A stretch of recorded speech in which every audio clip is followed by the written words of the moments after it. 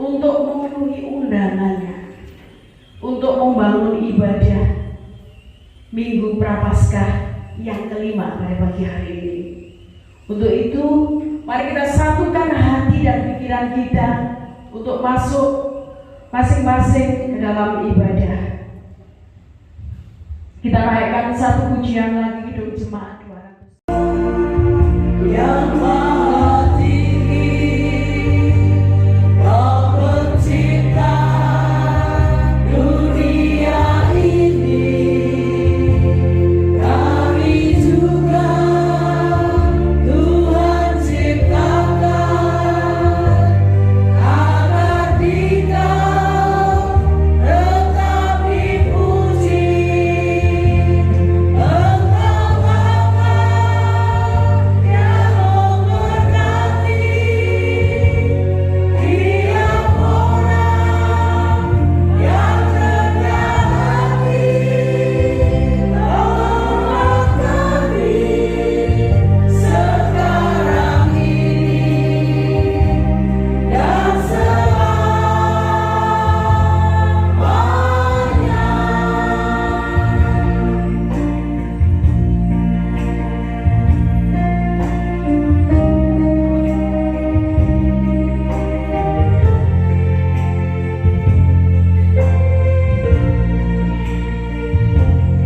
Ya Allah yang Maha Kasih, Engkau lahir di dunia ini,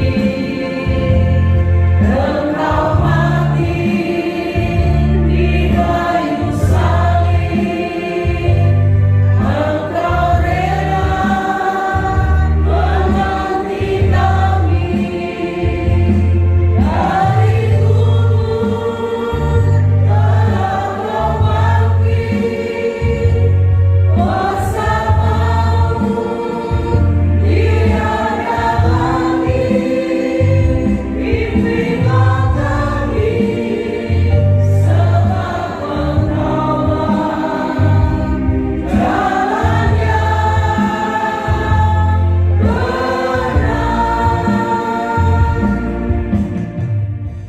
Awal hingga akhir, biarlah hanya nama-Mu yang dipermuliakan di dalam ibadah kami. Biarlah Roh Kudus yang memimpin kami untuk beribadah sesuai dengan kehendak-Mu. Dan ibadah Minggu Prapaskah yang kelima pada pagi hari ini akan kami lakukan atas nama Allah Bapa, Tuhan Yesus Kristus, dan persekutuan Roh Kudus yang tidak pernah meninggalkan pekerjaan tangannya, yang kasih setianya kekal selama-lamanya. Amin. Yang demikian bunyi firman Tuhan. Tetapi kamu tidak hidup dalam daging, melainkan dalam Roh, jika memang Roh Allah diam di dalam kamu.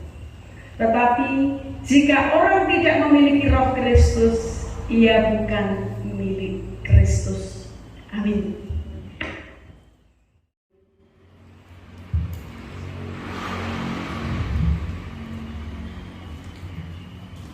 Jika kita mendalami dasar ibadah kita pada pagi hari ini, akan jauh berbeda dengan hidup yang diartikan oleh dunia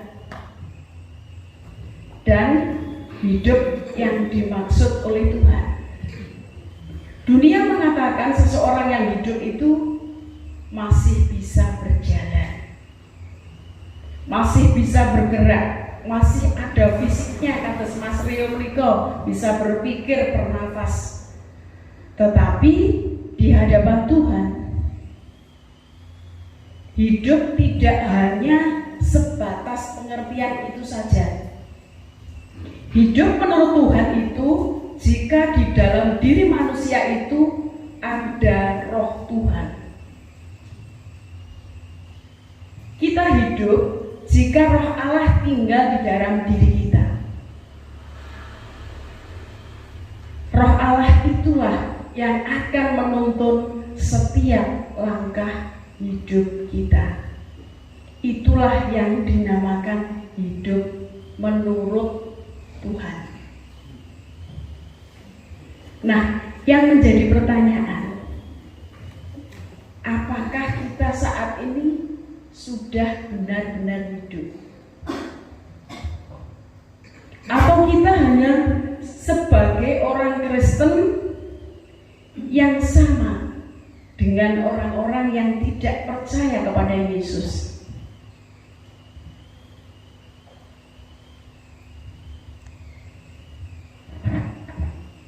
Bapak Ibu yang dikasih oleh Tuhan, yang Tuhan inginkan dari kita, kita tidak boleh sama dengan orang-orang yang tidak mengenal Kristus.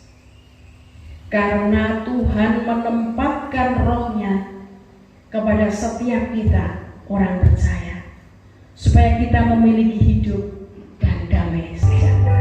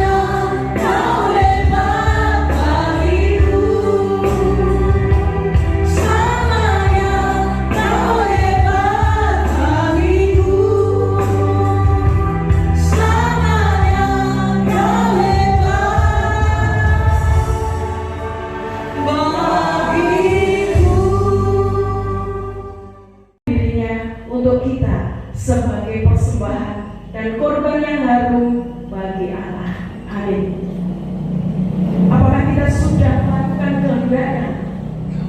Yaitu hidup di dalam kasih. Kalau Tuhan Yesus saja sudah mempersembahkan nyawanya untuk kita sebagai bukti bahwa Kristus telah mengasihi saya dan panjenengan sekalian.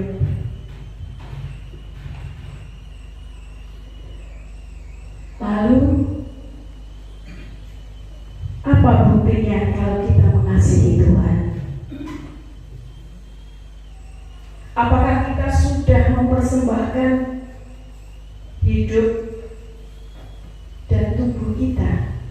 sebagai persembahan kepada Tuhan, seperti yang dilakukan oleh Tuhan kepada kita? Apakah kita sudah peduli kepada orang yang ada di sekitar kita? Kalau kita hidup di dalam kasih, ingat, kasih itu rela berkorban. Mari kita tilik diri kita, sudah atau belum saya hidup di dalam kasih? Jika belum, mari kita mengakui segala kekurangan kita di hadapan Tuhan. Kita mengaku atas apa yang telah kita perbuat yang tidak berkenan di hadirat-Nya. Kita naikkan satu pujian.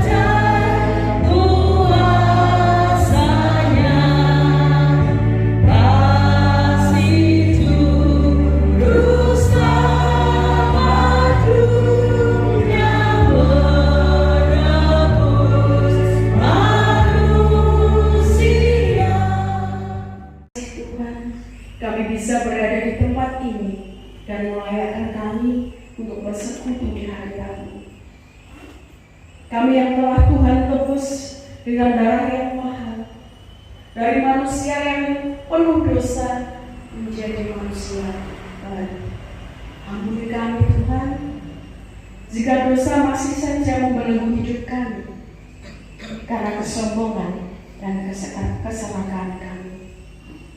Dan pada pagi hari ini, dengan segala kerendahan hati, kami mengangkat kedua tangan kami, menyerahkan seluruh kehidupan kami ke dalam rancangan Tuhan. Kiranya hikmat Tuhan selalu menuntun setiap langkah hidup kami, sehingga kami menjadi seperti emas yang murni, dan hidup kami boleh berkenan di hadirat-Mu. Di dalam Tuhan Yesus Kristus kami mengakui atas segala dosa dan memohon pengampunan.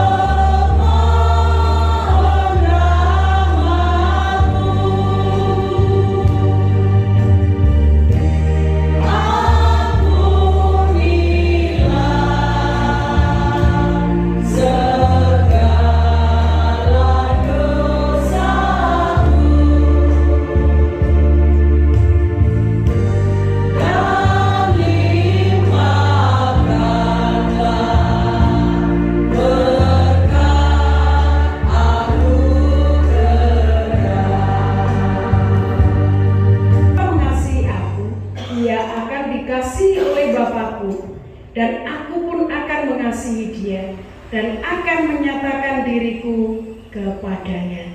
Amin.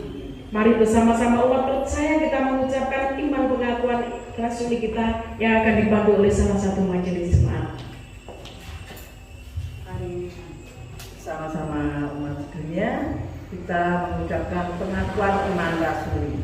Pengakuan iman rasuli. Aku percaya pada Allah Bapa yang Maha Kuasa, Khalik langit dan bumi, dan kepada Yesus Kristus anaknya yang tunggal Tuhan kita, yang dikandung daripada Roh Kudus, lahir dari anak darah Maria, yang menderita di bawah pemerintah Pontius Pilatus, disalibkan, mati dan dikuburkan, turun ke dalam kerajaan maut.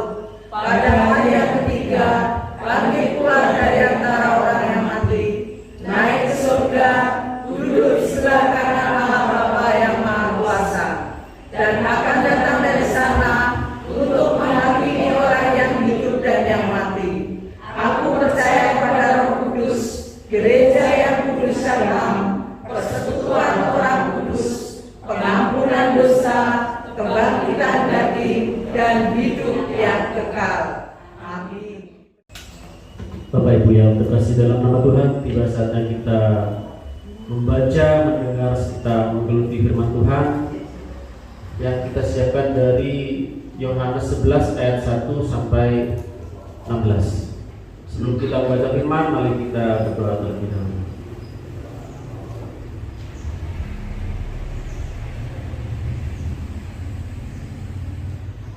Tuhan Yesus yang Maha Baik, kembali kami datang untuk mengucap syukur dan terima kasih ya Tuhan. Di pagi yang indah ini kami boleh bersama-sama hadir di rumah-Mu ini untuk melakukan ibadah kepada-Mu. Kami telah memuji-Mu ya Tuhan. Kami pun telah menyembah-Mu ya Tuhan. Sebentar lagi kami akan mendengarkan sabda firman-Mu sebagai makanan rohani kami di pagi ini.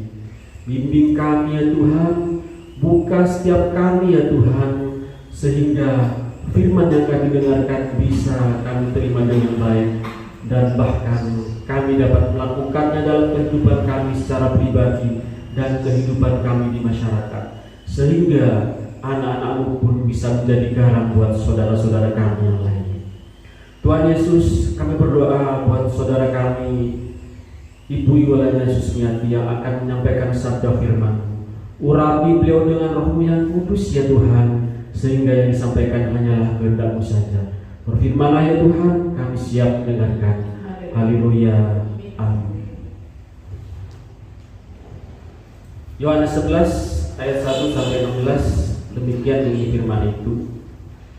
Ada seorang yang sedang sakit, namanya Lazarus. Ia tinggal di Betania, kampung Maria dan adiknya Marta. Maria ialah perempuan yang pernah meminyaki kaki Tuhan dengan minyak mur dan menyekanya dengan rambutnya. Dan Lazarus yang sakit itu adalah saudaranya. Kedua perempuan itu mengirim kabar kepada Yesus, Tuhan, dia yang Engkau kasihi sakit.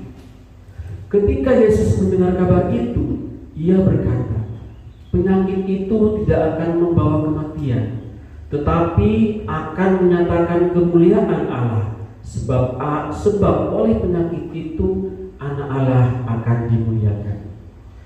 Yesus memang mengasihi Marta dan kakaknya dan Lazarus. Namun setelah didengarnya bahwa Lazarus sakit, ia sengaja tinggal 2 hari lagi di tempat di mana ia berada. Tetapi sesudah itu, ia berkata kepada murid-muridnya, mari kita kembali lagi ke Yudea. Murid-murid itu berkata kepadanya, Rabi, baru-baru ini orang-orang Yahudi mencoba melempari engkau. Masih maukah engkau kembali ke sana? Jawab Yesus, bukankah ada 12 jam dalam satu hari? Siapa yang berjalan pada siang hari, kakinya tidak terantuk, karena ia melihat terang dunia ini. Tetapi jikalau seorang berjalan pada malam hari, kakinya terantuk, karena terang tidak ada di dalam dirinya. Demikianlah perkataannya. Dan sesudah itu ia berkata kepada mereka, Lazarus, saudara kita, telah tertidur, tetapi aku pergi ke sana untuk membangunkan dia dari tidurnya. Maka kata murid-murid itu kepadanya, Tuhan, Jikalau ia tertidur, ia akan sembuh. Tetapi maksud Yesus ialah tertidur dalam arti mati. Sedangkan sangka mereka, Yesus berkata tentang tertidur dalam arti biasa. Karena itu Yesus berkata dengan terus terang, Lazarus sudah mati. Tetapi syukurlah, aku tidak hadir pada waktu itu, sebab demikian lebih baik bagimu supaya kamu dapat belajar percaya. Marilah kita pergi sekarang kepadanya. Lalu Thomas yang disebut Didimus berkata kepada teman-temannya, yaitu murid-murid yang lain, marilah kita pergi juga untuk mati bersama-sama dengan dia. Amin. Pembacaan ini kita ingin jemaat 52 ayat 1 dan 2.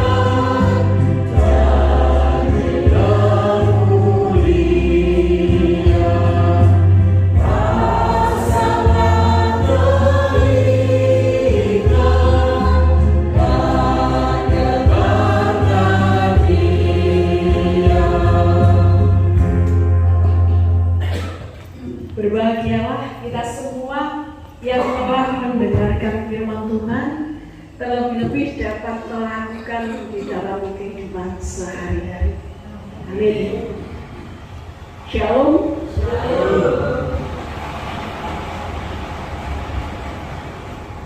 Bapak Ibu yang dikasihi oleh Tuhan, apa yang akan kita lakukan ketika kita sudah berusaha dengan keras dan melakukan segalanya dengan baik hanya untuk mendapatkan hasil yang tidak kita inginkan?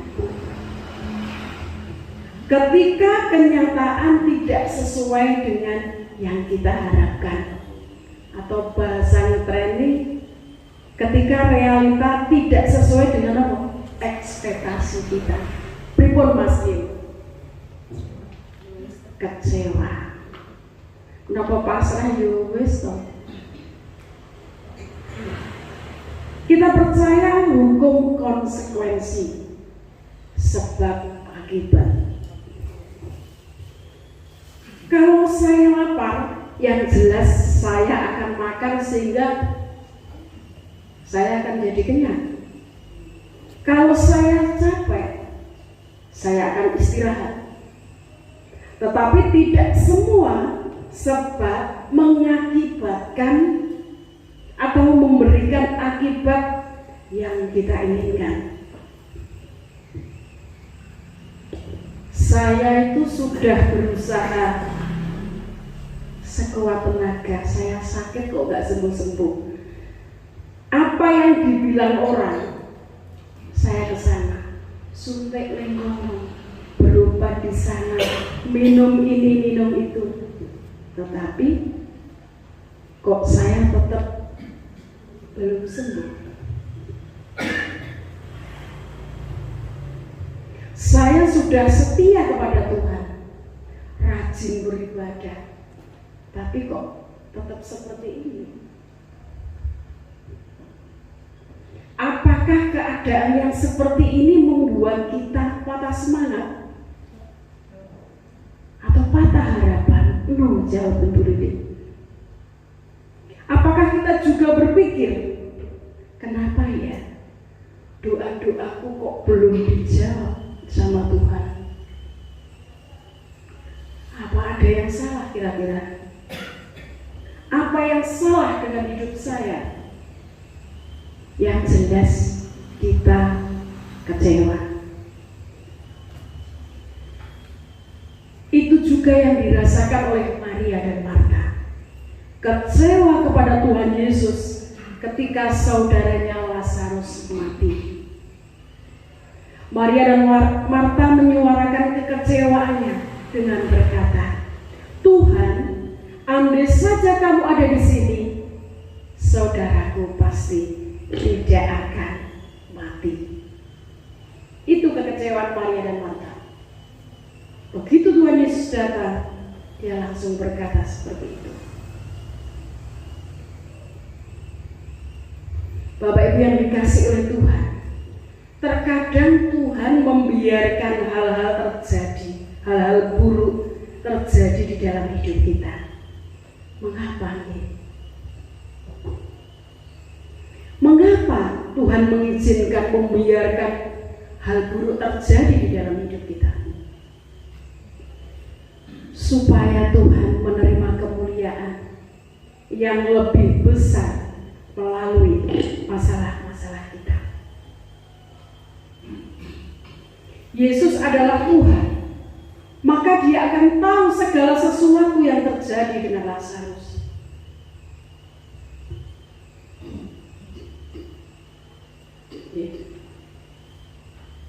Apa yang akan kita lakukan, Mas Rio, ketika mendengar saudara kita, sahabat kita sedang sakit dan diambang kematiannya? Pasti langsung datang menjauhi, yang jelas seperti itu. Apakah kita menunggu beberapa hari lagi untuk menemuinya? Tentu saja tidak. Tetapi itulah yang dilakukan oleh Yesus ketika mendengar kabar bahwa Lazarus, sahabatnya itu, sedang sakit. Apakah Tuhan Yesus tidak peduli dengan Lazarus? Kok begitu cuek begitu mendengar kabar itu? Dan kelihatan kejam karena membiarkan Lazarus mati. Tentu saja tidak.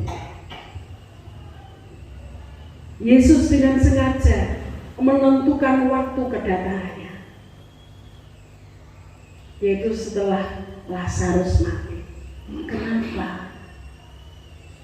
Supaya Yesus dapat menunjukkan kuasa kebangkitannya dan membawa pujian bagi Allah. Tidak ada keluarga ataupun teman Lazarus yang menginginkan dia mati, tetapi Yesus membiarkan hal itu terjadi untuk mengungkapkan siapa Yesus sesungguhnya. Pada saat Yesus tiba di kampung Lazarus, Lazarus sudah dikubur selama 4 hari. Maria mungkin berpikir, Tuhan Yesus datang sudah terlambat karena Lazarus sudah mati.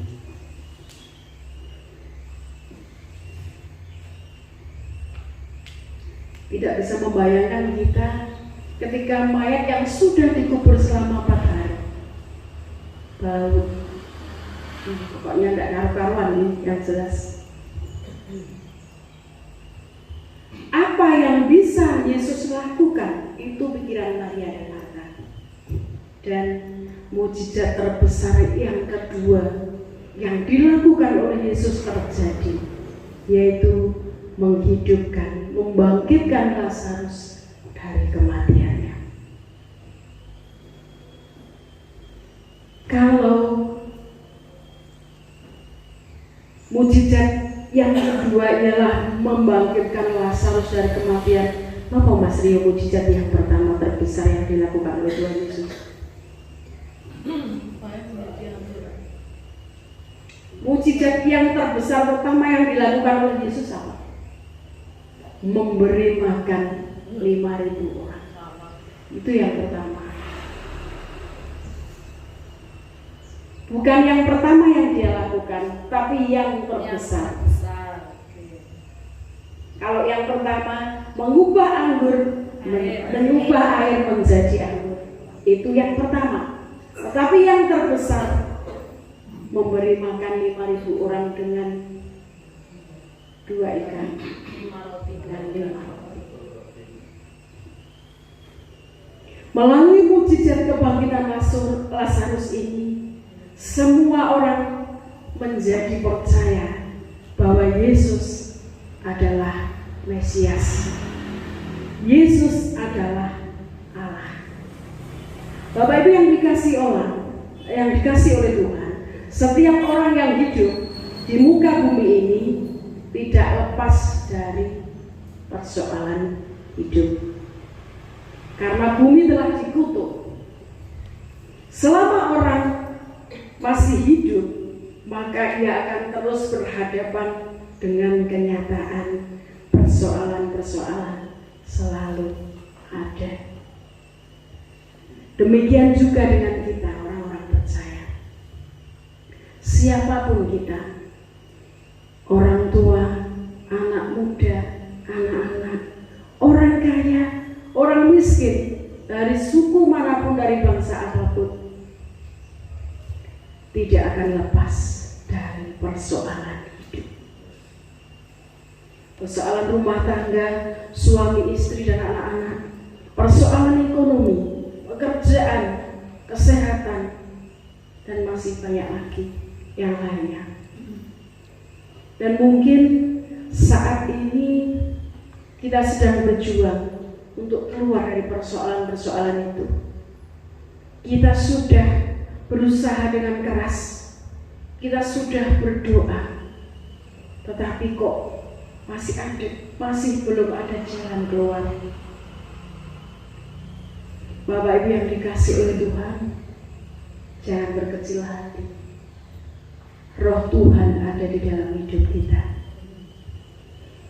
Seringkali kita dalam situasi yang terdesak, kita selalu menuntut Tuhan untuk menyelesaikan masalah kita dengan secepatnya.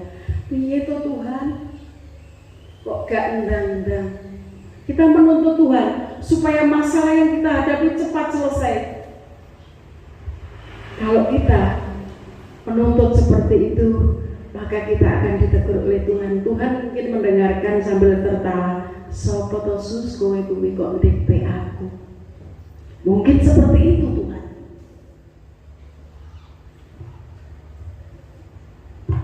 Bapak Ibu yang dikasih oleh Tuhan, ketika kita terdesak, kita ingin jalan keluar yang instan secepatnya, kita menuntut Tuhan seperti itu. Tetapi kenyataannya justru Tuhan sengaja tinggal 2 hari lagi, 2 bulan, 2 tahun, atau bahkan lebih tidak segera menolong saya dan Bapak Ibu semua. Ketika hal itu terjadi, masihkah kita tetap berharap kepada Tuhan bahwa Tuhan akan menolong kita?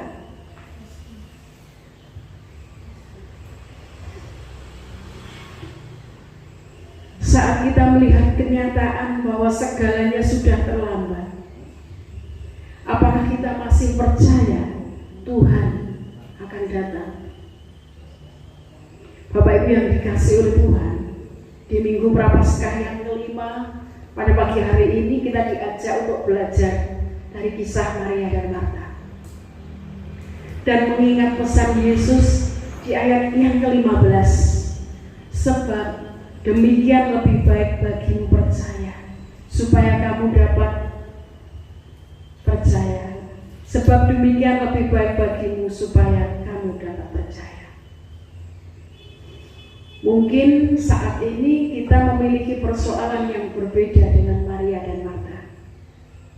Dan persoalan itu begitu menekan kita. Seolah-olah persoalan yang kita hadapi tidak kunjung selesai. Mungkin kita bertanya kepada Tuhan, mengapa Tuhan semua itu terjadi padaku? Melalui firman ini kita mengerti bahwa Tuhan sedang berbicara dengan kita melalui persoalan-persoalan kita. Ada sesuatu yang lebih penting di balik setiap persoalan kita itu. Persoalan yang kita alami akan menyatakan kemuliaan Allah. Yohanes 11 ayat 4 dikatakan, ketika Yesus mendengar kabar itu, ia berkata, penyakit itu tidak akan membawa kematian, tetapi akan menyatakan kemuliaan Allah. Sebab oleh penyakit itu anak Allah akan dimuliakan. Persoalan yang kita hadapi saat ini tidak akan menghancurkan kita, Bapak Ibu. Tidak akan membahayakan kita dan tidak akan membinasakan kita. Tetapi melalui persoalan kita, kemuliaan Allah akan dinyatakan. Bapak Ibu yang dikasihi oleh Tuhan, ingat, Allah tidak pernah jauh dari kita. Allah tidak pernah meninggalkan kita. Meskipun kita dalam kesesakan, Allah selalu hadir mendampingi kita. Seperti dasar kita, dasar ibadah pada pagi hari ini, bahwa hidup kita adalah roh, dan roh Allah ada di dalam hidup kita. Dari kisah Lazarus, apa yang tidak mungkin bagi kita menjadi mungkin bagi Allah. Yang mustahil bagi kita tidak bagi Allah. Lazarus yang telah terkubur selama 4 hari bangkit dari kematian. Persoalan yang kita alami membuat kita percaya kepada Allah. Mengapa Yesus menunda kedatangannya untuk menolong keluarga Lazarus? Karena Tuhan ingin keluarga Lazarus dapat belajar percaya dan hanya bergantung kepada Tuhan saja. Tuhan sedang melatih kita. Apakah kita masih tekun di dalam iman kepada Dia sepenuhnya? Atau kita semakin meninggalkan Dia ketika persoalan tidak kunjung selesai? Mungkin kita sudah berusaha berdoa, meminta pertolongannya, tetapi seakan-akan tidak ada jawaban. Itu bukan berarti Tuhan tidak peduli. Ingat, Tuhan Maha Tahu, Tuhan Maha Kuasa. Tuhan tahu waktu yang tepat untuk menolong kita. Waktu Tuhan itu yang terbaik. Tuhan tidak pernah terlalu cepat menolong kita, dan juga Tuhan tidak pernah terlambat menolong kita. Tuhan selalu tepat waktunya untuk menolong kita. Yang harus kita lakukan ialah tetap percaya. Apapun gunung persoalan kita, jika kita mempunyai iman sebesar biji sesawi, maka kita akan berkata kepada gunung persoalan kita itu, hai gunung persoalanku, terangkatlah dan tercampakkanlah ke laut, maka itu akan terjadi. Oleh imanmu, masalahmu akan selesai. Oleh imanmu, penyakit akan sembuh. Oleh iman, rumah tanggamu akan dipulihkan. Oleh imanmu usahamu diberkati. Oleh imanmu segala persoalan diselesaikan. Bapak Ibu yang dikasih oleh Tuhan, persoalan kita yang kita alami membuat kita semakin dekat. Seringkali ketika kita mengalami berkat Tuhan yang luar biasa, hidup kita begitu aman, ekonomi baik, pekerjaan baik, kesehatan baik, semua baik-baik saja. Semua itu kadang membuat kita lupa dari mana semua itu kita dapatkan. Kita lupa dan meninggalkan Tuhan. Dengan masalah, Tuhan menyadarkan kita agar mata kita tetap tertuju kepada Dia, hati kita tetap kepada Dia. Tuhan menghendaki kita supaya lebih dekat lagi. Untuk mengakhiri firman Tuhan, ada ilustrasi yang demikian Bapak Ibu. Seorang pria yang tengah tidur di dalam pondoknya, tiba-tiba dia terbangun oleh cahaya. Kamarnya dipenuhi oleh cahaya yang begitu terang. Dan sang juru selamat datang menemui pria itu. Tuhan bersabda kepadanya bahwa pria itu diberi tugas untuk mendorong sebuah batu besar yang ada di depan pondoknya. Tuhan berpesan agar pria itu mendorong batu itu sekuat tenaga. Dan itulah yang dilakukan pria itu hari demi hari.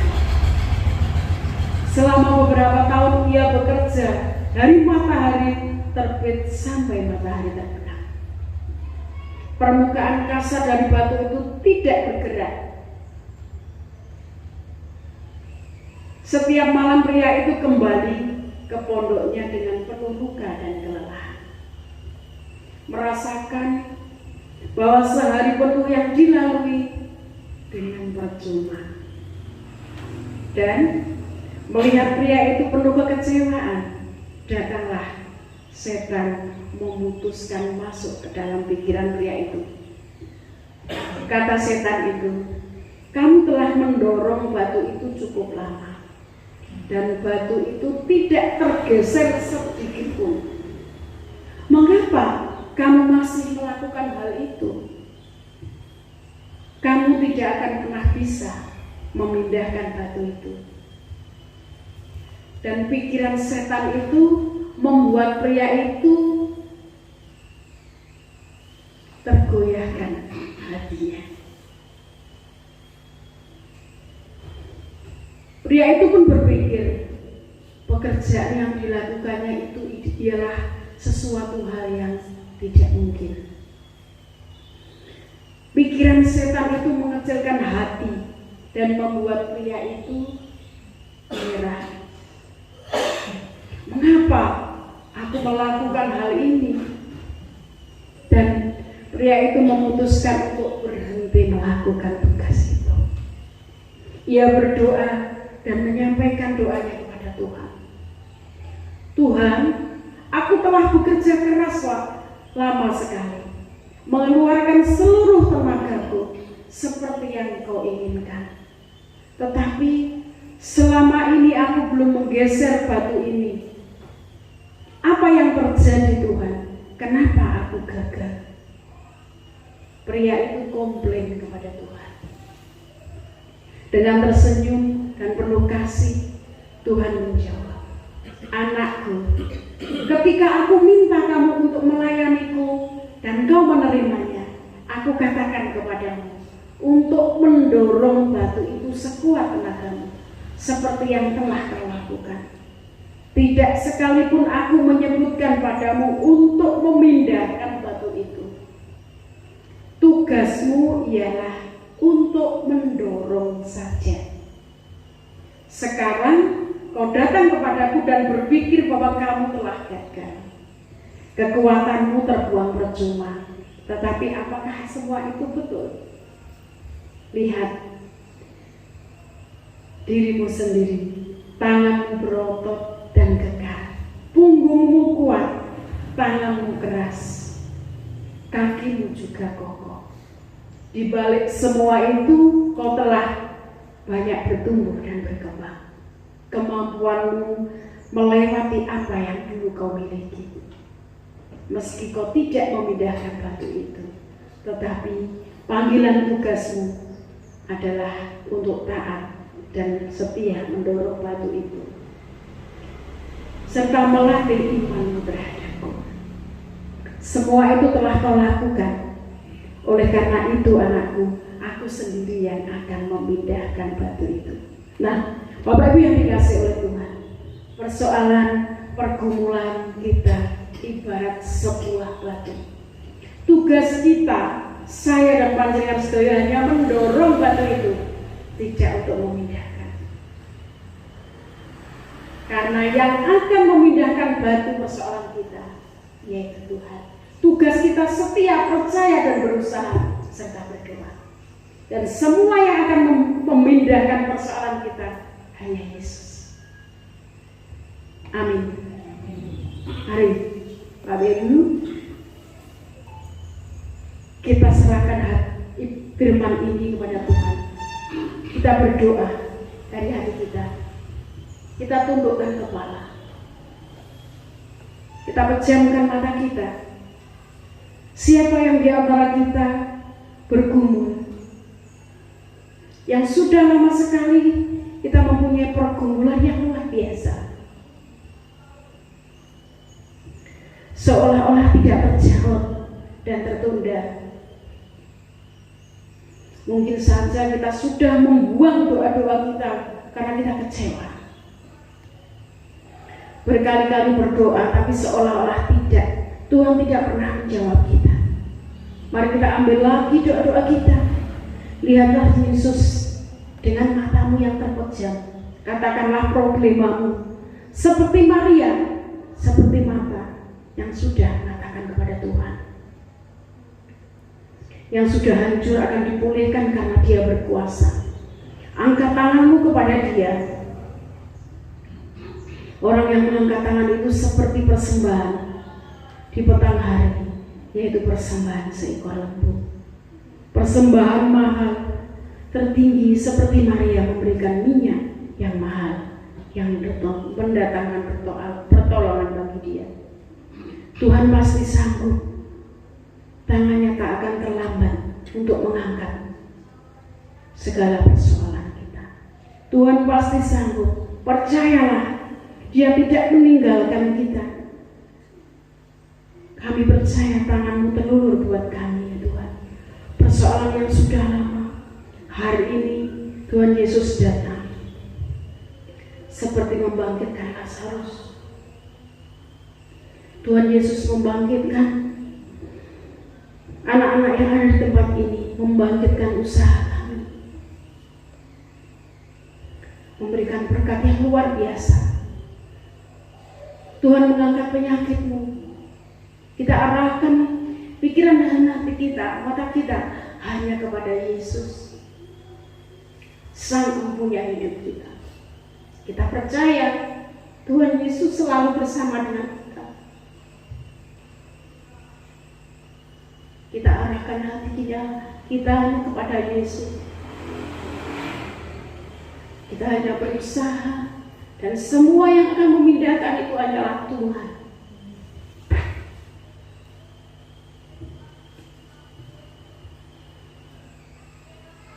Di dalam Tuhan Yesus Kristus, kami serahkan doa ini. Terima kasih atas firman Tuhan pada pagi hari ini. Kiranya firman-Mu menguatkan hati kami, supaya kami lebih kuat lagi. Di dalam Tuhan Yesus Kristus yang menjadi juru selamat kami berdoa. Amin.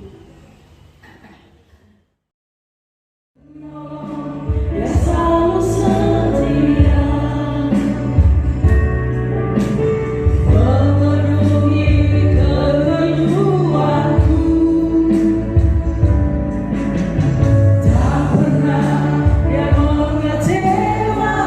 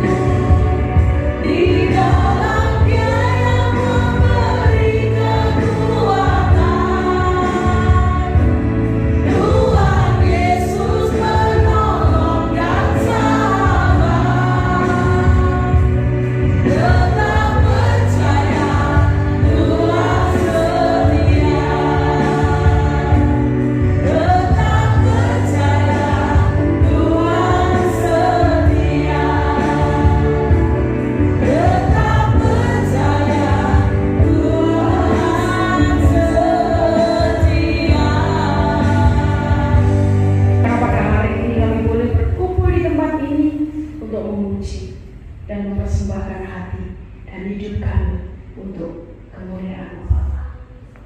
Kami serahkan gereja ini dan ibadah kami, berkati Bapa.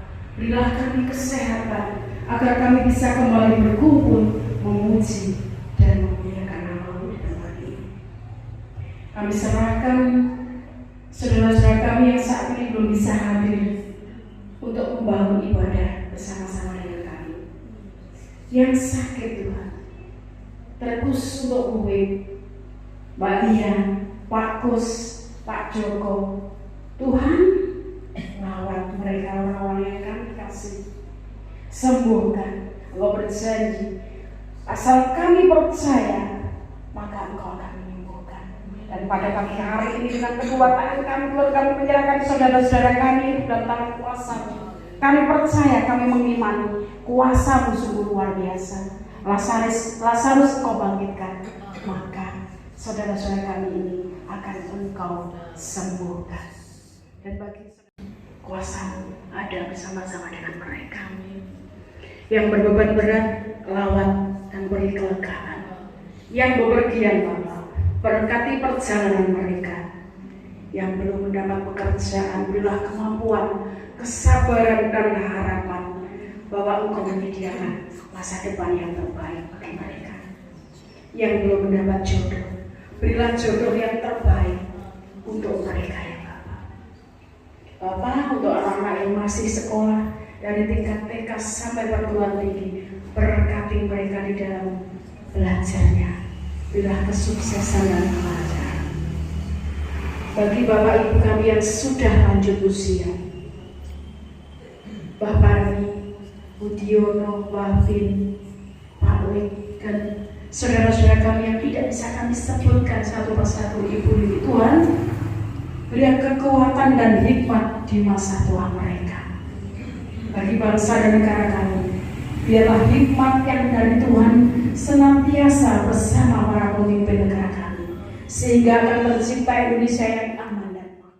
Dikuduskan nama-Mu, datanglah kerajaan-Mu, jadilah kehendakmu di bumi seperti di surga.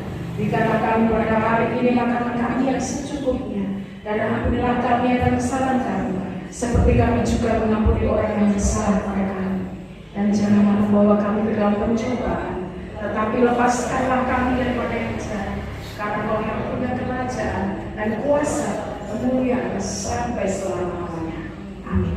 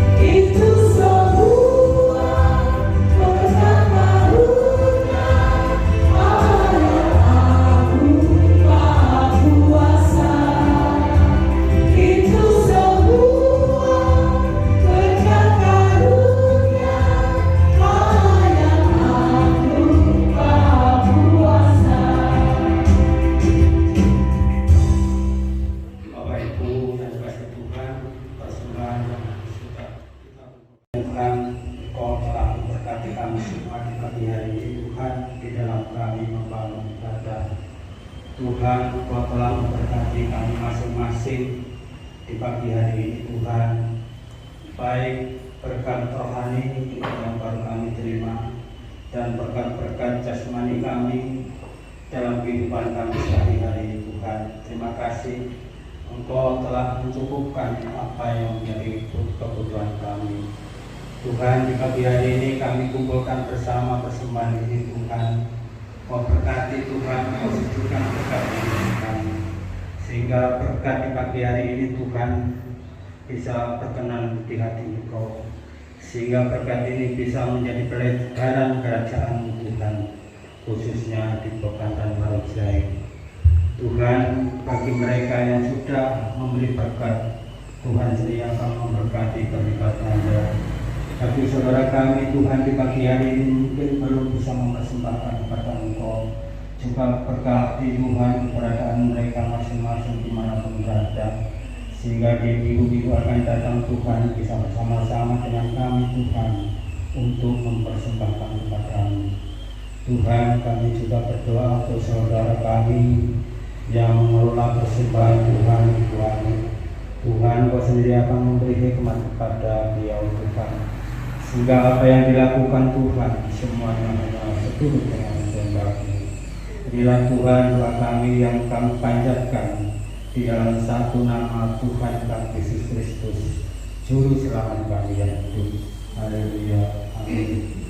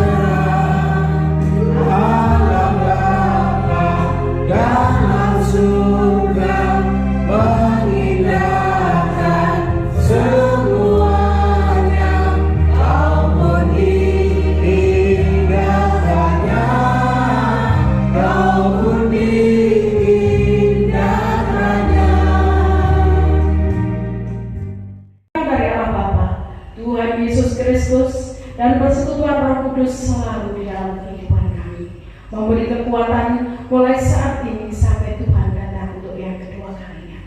Amin. Kita tutup ibadah kita dengan